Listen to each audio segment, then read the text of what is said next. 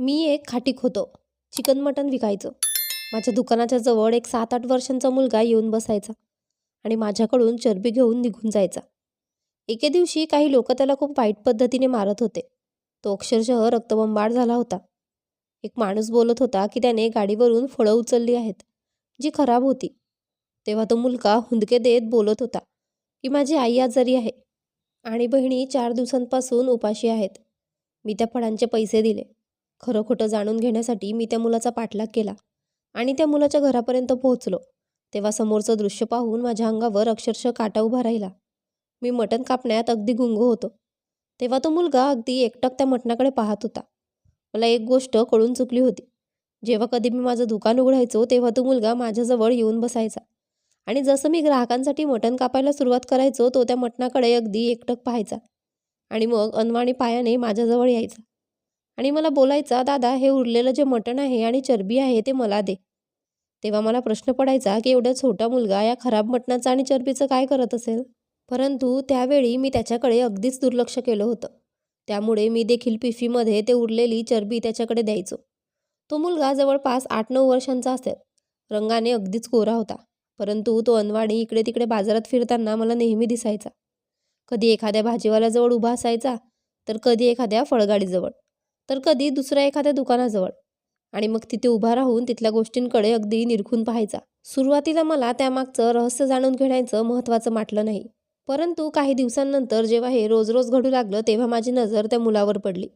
कारण की त्याच्या हातामध्ये एक काळ्या रंगाची पिशवी असायची आणि मला असं वाटायचं की त्या काळ्या रंगाच्या पिशवीमध्ये काहीतरी आहे. काही दिवसांपूर्वी शहरामध्ये एक स्फोट झाला होता आणि तोही एका लहान मुलाच्या हातून. जेव्हा ही खबर सर्वत्र पसरली तेव्हा सर्वजण अगदी सावध राहायला लागले. मी अगदी टक लावून त्या मुलाचा चेहरा पाहायचो. तेव्हा तो नेहमी मला काहीतरी शोधण्याचा प्रयत्न करताना दिसायचा आणि त्या दिवसांमध्ये मी एके दिवशी पाहिलं तर त्या मुलाचं आमच्या परिसरातील टवाळ मुलांसोबत भांडण झालं. आमच्या परिसरातील उनाड मुलं त्यांच्याकडून ती काळ्या रंगाची पिशवी मागत होते. ते बोलत होते, सांग तुझ्या पिशवीमध्ये काय लपवून ठेवलं आहेस? तू त्या पिशवीला कोणालाही हात लावू देत नाहीस. असं काय आहे त्या पिशवीमध्ये? परंतु तो मुलगा कोणालाही त्या पिशवीला हात लावू देत नव्हता. तो ती पिशवी अगदी उराशी कवटाळून रस्त्याच्या मधोमध उभा होता. कोणालाच देत नव्हता. जेव्हा भांडणाचा आवाज खूपच वाढला तेव्हा आम्ही सगळे दुकानदार देखील तिथे पोहोचलो. ती मुलं बोलू लागली की हा मुलगा रोज बाजारात येतो आणि त्याच्या हातामध्ये ही काळी पिशवी असते. आम्हाला याच्यावर संशय आहे. याला सांगा की त्याची पिशवी उघडून दाखव. त्यावर तो मुलगा बोलू लागला, नाही, मी ही पिशवी कोणत्याही किमतीत उघडणार नाही. हे सर्व ऐकून तर खूप सारे दुकानदार देखील रागावू लागले आणि बोलू लागले, का? याच्यामध्ये काही बॉम्ब वगैरे आहे का? तेव्हा तो मुलगा बोलू लागला, नाही, याच्यामध्ये असं काहीच नाही. मग काय ठेवतोस? त्याच्यामध्ये जर असं काही नाही तर सगळ्यांना दाखव ना की यामध्ये काय आहे. परंतु तो मात्र फक्त नकारार्थी मान हलवू लागला आणि बोलू लागला, नाही, मी हे अजिबात दाखवणार नाही. तेव्हा तिथल्या तरुण मुलांनी त्याच्याकडून ती पिशवी हिसकावून घेण्याचा प्रयत्न केला.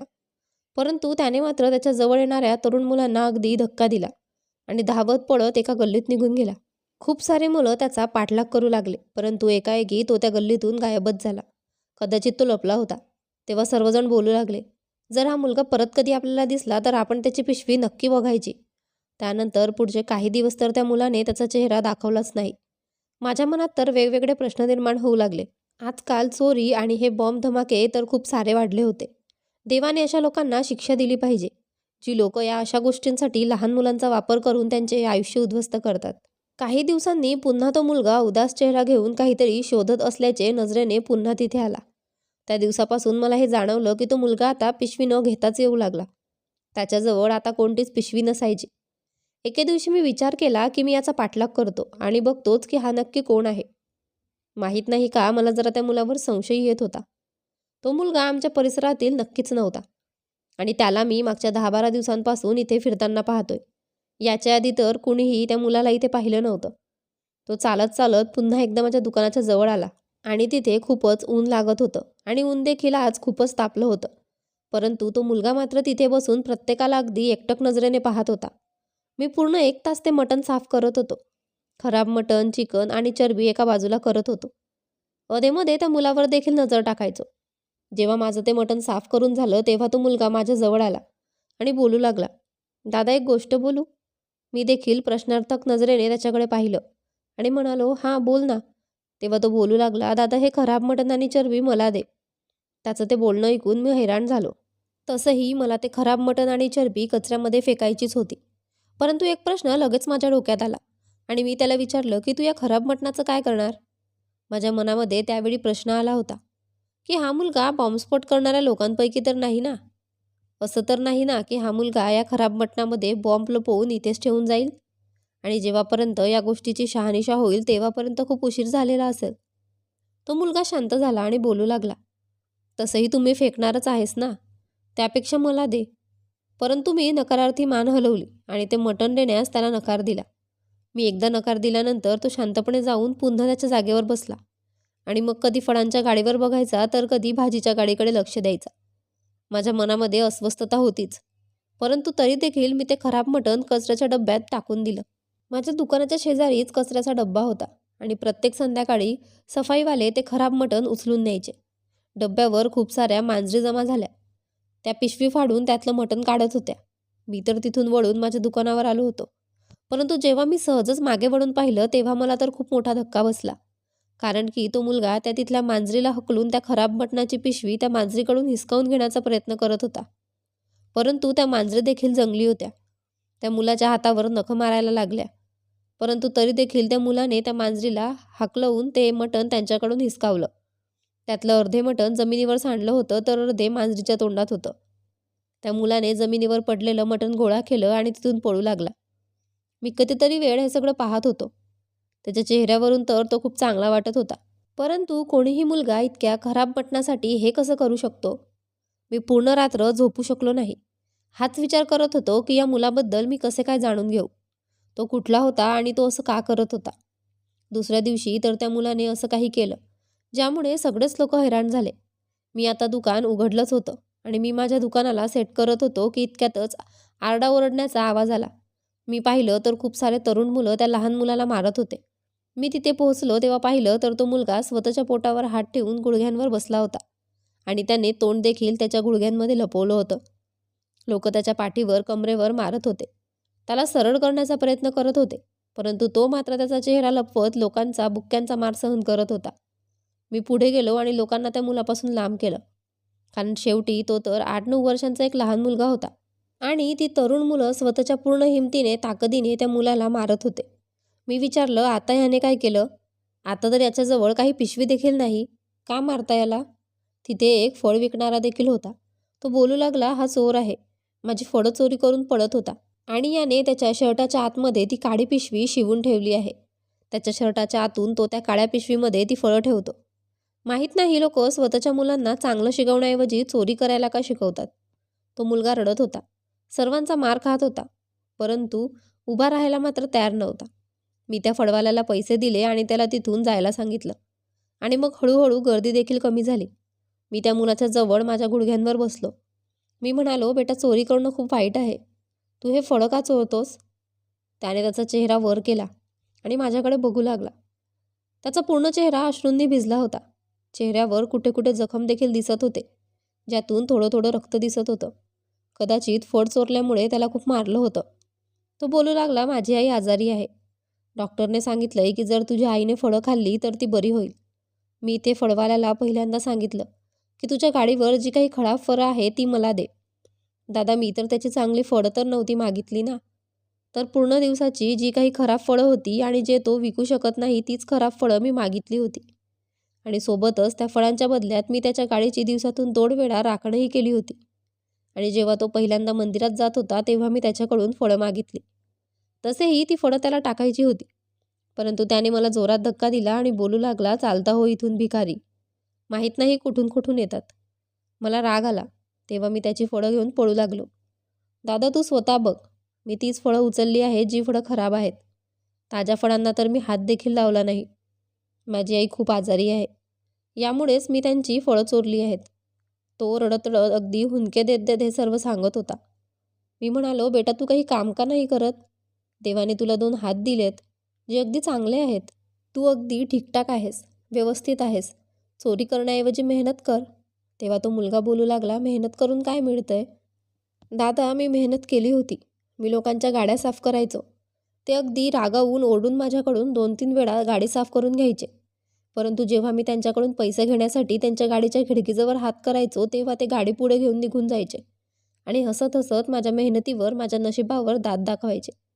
त्यानंतर मी फुलांचे गजरे देखील विकले. माझ्या बहिणी गजरे बनवायच्या, परंतु ते देखील खराब होऊ लागले, कारण की कुणीही माझ्याकडून ते गजरे खरेदी करण्यासाठी तयार नसायचा. बोलायचे की तुझे गजरे कुजलेले आहेत, हे ताजे गजरे नाहीत. खरं तर माझी आई पूर्ण रात्र त्या गजऱ्यांना सारखं सारखं पाणी मारायची, जेणेकरून ते ताजे राहतील. माझ्या बहिणी देखील दिवस रात्र मेहनत करून ते गजरे बनवायच्या आणि बोलायच्या की जा बाजारात जा आणि हे गजरे विक. गजऱ्यांना खरेदी केल्यानंतर एखादा गरीब माणूस 2 वेळेचं अन्न तरी खाऊ शकतो. कोणीच नाही विचार करत दादा, फक्त सगळे लोक हाकलवून लावतात. त्या मुलाचं बोलणं ऐकून मला खूप वाईट वाटलं होतं. मी खिशातून पैसे काढले आणि त्याच्या हातात ठेवले आणि त्यानंतर माझ्या दुकानात आणलं आणि अर्धा किलो चांगलं मटण त्याच्या हातात दिलं. तो अगदी हसत हसत तिथून निघून गेला. त्यावेळी दुकानात कामाची वेळ होती, नाहीतर मी त्याच वेळी त्या मुलाचा पाठलाग नक्की केला असता. दुसऱ्या दिवशी त्या मुलाला मी कुठेच नाही पाहिलं. 3 दिवस असेच निघून गेले, परंतु तो मुलगा मला कुठेच दिसला नाही. त्या दिवशी त्या लोकांनी खूप मारलं देखील होतं आणि तो जखमी देखील होता. कदाचित आजारी असेल. तो मुलगा 3 दिवसापासून कुठेच दिसला नव्हता. मला आता खूप बेचैन झाल्यासारखं होऊ लागलं. मी विचार करत होतो, कदाचित जर त्या दिवशी मी त्याचा पाठलाग करत त्याच्या घरी पोहोचलो असतो तर मला खरं काय आहे ते नक्की समजलं असतं. पण माहीत नाही तो मुलगा आता कुठे गेला होता. 1 आठवडा झाला होता, परंतु तो मुलगा पुन्हा तिथे आला नाही. हळूहळू मी देखील त्या मुलाला विसरू लागलो आणि विचार करू लागलो, कदाचित तो असाच उनाट मुलगा असेल. या बाजारातल्या लोकांनी त्याला मारून इथून हकलून लावलं होतं. त्यामुळे कदाचित दुसऱ्या ठिकाणी जाऊन तो आता चोरी करून त्याचं पोट भरत असेल. हाच विचार करून मी पुन्हा एकदा माझ्या कामात व्यस्त झालो. परंतु त्या संध्याकाळी मला तो मुलगा पुन्हा दिसला. त्याची तब्येत खूप खराब दिसत होती. त्याच्या चेहऱ्यावर एक प्रकारे पिवळे डाग पडले होते, ज्याला पाहून लोक त्याची खिल्ली उडवत होते. त्याच्या वयाची मुलं जी नेहमी बाजारात यायची आणि नेहमी उनाडक्या करायची, ती मुलं तर त्याला बघून त्याची चांगलीच मज्जा मस्करी करत हसत होते. परंतु तो मुलगा तर शांतपणे लंगडत चालत चालत इकडे तिकडे पाहत होता. मी जेव्हा त्याला निरखून पाहिलं तेव्हा त्याच्या चेहऱ्यावर जखमा होत्या. त्याच्यावर हळद लावलेली होती. कदाचित त्याच्या आईने त्याच्या चेहऱ्यावर हळद लावली होती, जेणेकरून त्या जखमा लवकर बऱ्या होतील. तो मुलगा आता आधीपेक्षा खूपच कमकुवत दिसत होता आणि जे आजारी देखील दिसत होता. तो चालत चालत माझ्या दुकानाच्या जवळ आला आणि पुन्हा त्या विटेवर बसला आणि लोकांना निरखून पाहू लागला. त्याच्या डोळ्यातून सारखे सारखे अश्रू येत होते. माझ्याकडून आता राहवलं नाही, त्यामुळे मी त्याच्या जवळ गेलो आणि विचारलं, बेटा काय झालं? खूप दिवसांनी दिसतोयस, तुझी तब्येत देखील ठीक दिसत नाही. त्याने माझं हे बोलणं ऐकलं तेव्हा तो रडू लागला आणि बोलू लागला, दादा माझी तब्येत खूप खराब होती. घरामध्ये खायला काही शिल्लक नाही. 3 दिवसापासून घरामध्ये काहीच अन्न शिजलं नाही. आम्ही पाण्यामध्ये मीठ टाकून पितोय, जेणेकरून आमच्या शरीराला काहीतरी ताकद मिळेल. आज माझी तब्येत थोडी ठीक झाली, त्यामुळे मी घरातून बाहेर निघालो. मी त्याचं बोलणं ऐकलं तेव्हा मी अगदी हैराण झालो. तो तर मागच्या वेळी बोलत होता की याची आई आणि बहिणी देखील आहेत. मग असं असताना त्या इतक्या लहान मुलाला घराच्या बाहेर कामासाठी का पाठवत होत्या? त्याचे वडील ते काय करत होते? तेवढ्यातच एका फळ विक्रेत्याने खराब फळं कचऱ्याच्या ठिकाणी फेकले. तेव्हा तो लगेचच माझ्या जवळून उठून त्या फळांना उचलू लागला आणि घराच्या दिशेने जाऊ लागला. तो वेगाने लंगडत जात होता. कदाचित त्याला भीती वाटत होती की आज देखील ते फळवाले त्याला पकडून मारतील. माहीत नाही तो इतक्या खराब फळांसाठी स्वतःचा जीव का धोक्यात घालत होता. आज तर मी देखील याचा पाठलाग करू लागलो. मी माझ्या शेजारच्याच फळवाल्याला सांगितलं की माझ्या दुकानावर जरा लक्ष ठेव. असं बोलून मी त्याच्या मागे जाऊ लागलो. तो धावत धावत त्या गल्लीतून कुठे जात होता माहीत नाही. मी देखील त्याच्या मागे मागे धावत होतो की इतक्यातच तो शहराच्या थोडं बाहेर निघून एका वस्ती ठिकाणी जाऊ लागला, जिथे कच्च्या बांधकामाची घरं बांधलेली होती. मी विचार केला कदाचित तो याच वस्तीमध्ये राहत असेल, परंतु त्याने ती वस्ती देखील पार केली आणि एका परिसरात आला आणि एका गल्लीत गेला, जिथे एक घर होतं. त्या घराचा दरवाजा तसं तर काही लोखंडाच्या गंजांनीच बनला होता. त्या दारावर पूर्ण गंज चढला होता. तिथे जाऊन त्याने दरवाजा वाजवला तेव्हा आतून कोणीतरी दरवाजा उघडला. तो लगेचच आतमध्ये गेला. मी कितीतरी वेळ हे सगळे इथे उभे राहून पाहत होतो आणि मग मी काही वेळाने हळूहळू चालत त्या दरवाजाजवळ गेलो. तर दरवाजा पूर्ण घराला झाकत देखील नव्हता आणि तिथे एवढी जागा शिल्लक होती की आरामात त्या फटीतून माझा हात आतमध्ये जाऊ शकत होता. खरं तर असं एखाद्याच्या घरामध्ये डोकावून पाहणं चांगली गोष्ट नाही, परंतु मला वाटलं की नक्की आतमध्ये काहीतरी चालू आहे, ते पाहावं. मी तिथल्या एका फटीतून आतमध्ये वाकून पाहिलं. तेव्हा आतलं दृश्य पाहिलं तेव्हा जणू काय माझं अंग भीतीने थरथरू लागलं. मी डोळ्यांच्या पापण्या न मिटता आतलं दृश्य पाहत होतो. घरामध्ये एक म्हातारी बाई होती जिने स्वतःला पांढऱ्या शालीमध्ये झाकलं होतं. तो मुलगा तिच्यासमोर उभा होता, घाम पुसत होता. तो मुलगा आईला खराब फळं देत होता. तेव्हा ती आई बोलू लागली, बाळा आज कोणी काही बोललं नाही का? तेव्हा तो मुलगा बोलू लागला, नाही आई, मी फळं घेऊन लगेच आलो. तेव्हा ती वयस्कर बाई तिच्या मुलीला आवाज देऊ लागली, बोलू लागली, हे घ्या ग, तुमचा भाऊ फळं घेऊन आलाय. यालाच कापून खा आणि देवाला प्रार्थना नक्की करा, जेणेकरून आपल्या घरामध्ये बरकत येईल. ज्या फळांकडे बघून एखाद्या सर्वसामान्याचं नाक मुरडेल, अक्षरशः त्यांना उलटी येईल, त्याच फळांना ही लोक गोड म्हणून खात होती. माझं हृदय आता तुटू लागलं. मी लगेचच त्या फटीतून डोकावणं बंद केलं आणि मग दरवाजा वाजवू लागलो. तेव्हा तो मुलगा दरवाजा उघडायला आला. मला पाहून त्याचा चेहरा जणू उदास झाला. बोलू लागला, साहेब मी मी मी तर खराब फळं आणलीत, मला मारू नका. माझी आई आणि बहिणी हे सगळं बघून मरून जातील. त्याचं ते बोलणं अतिशयच केविलवाणं होतं. त्याचं ते बोलणं ऐकून माझ्या डोळ्यातून अश्रू वाहू लागले. मी आतमध्ये येण्याची परवानगी मागितली आणि आतमध्ये आलो. ती वयस्कर बाई मला बघून हैराण झाली आणि मला बसण्यासाठी सांगू लागली. तिने मला आतमध्ये बसलेल्या एका जुन्या बेडवर बसवलं आणि बोलू लागली, तू कोण आहेस बाळा? मी एक नजर पूर्ण घरावर फिरवली. एक छोटी खोली होती आणि अगदीच जुनी होती. मला जिथे त्यांनी बसवलं होतं तिथे मी त्या लहान मुलाला बोलावलं आणि त्या बाईला विचारू लागलो, आई तुमच्या घरात कोणी पुरुष कमावणारा नाही का? तुम्ही या लहान मुलाला बाहेर का पाठवता? त्या बाईने माझं म्हणणं ऐकलं आणि रडू लागली आणि बोलू लागली. मी हो म्हणत माझी मान हलवली. त्यावरती बाई मला बोलायला लागली, बेटा एक जमाना होता जेव्हा आम्ही देखील अगदी आनंदी आणि ऐशोआरामात राहत होतो. परंतु माझ्या नवऱ्याचा मृत्यू झाला.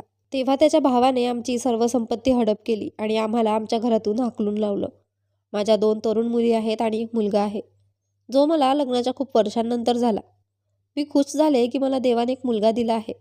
परंतु तो जन्मल्यानंतर 3 वर्षातच माझ्या नवऱ्याचा मृत्यू झाला आणि मी माझ्या तरुण मुलींसकट बेघर झाले आणि मग नाईलाजाने या छोट्याशा भाड्याच्या खोलीत राहायला आले. आमचं खूप मुश्किलीने भागत होतं. आम्ही खूपच संस्कारित स्त्रिया आहोत. आम्ही घराच्या बाहेर कधीही पाऊल ठेवलं नाही. काही वर्ष तर मी लोकांचे कपडे शिवून आमचा उदरनिर्वाह करायचे. परंतु माझे वय आता या प्रकारे वाढलं आहे की मला आता नाईलाजाने माझ्या मुलाला असं कामावर पाठवावं लागतं. हा मुलगा पहिल्यांदा तर सुरुवातीला मेहनतीने काम करायचा, परंतु लोकांनी त्याला पैसे दिले नाही.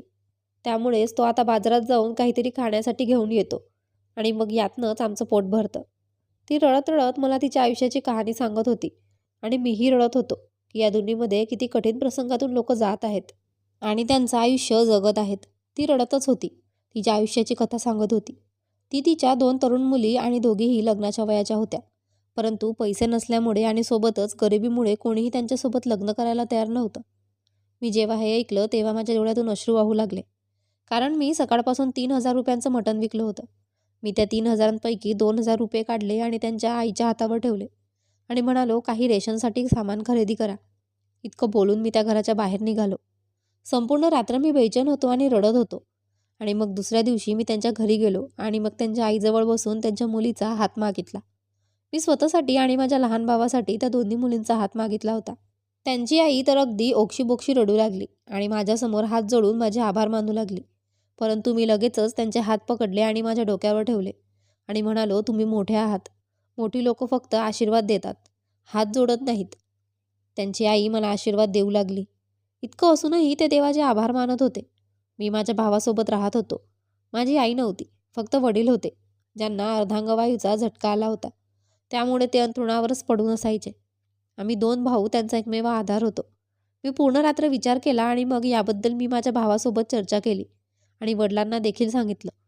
वडिलांनी देखील आमच्या निर्णयाला होकार दिला. मी आणि माझ्या भावाने त्यांच्या मुलीसोबत लग्न केलं आणि आमच्या घरी घेऊन आलो. त्या दोन्ही मुली खूप साध्या आणि संस्कारी होत्या, सोबतच सुंदर देखील होत्या.